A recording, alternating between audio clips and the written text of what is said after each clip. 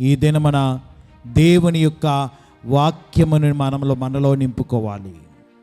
ప్రతి విశ్వాసి దేవునిని నమ్మిన లేక లోకాన్ని విడిచిన ప్రతి విశ్వాసికి యుద్ధమే.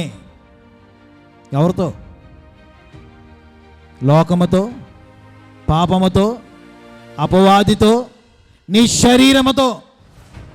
దానికి వీటిని జయించాలి అంటే దేవుని వాక్యము నీలో ఎల్లప్పుడూ జీవించి ఉండాలి. జీవవాక్యము ప్రభు మనకిచ్చి ఉన్నాడు గనుక క్రీస్తు అనే రాయి మనలోనికి రావాలి. క్రీస్తు అనే బండ యొద్దకు రండి. వచ్చేం చేస్తారు? ఏమండి, మొదట రాగానే మనం అందరం చేసేది ఏంటి? ప్రార్థన. ప్రార్థననే రాయి. యుద్ధం చేయడానికి ఏం కావాలి?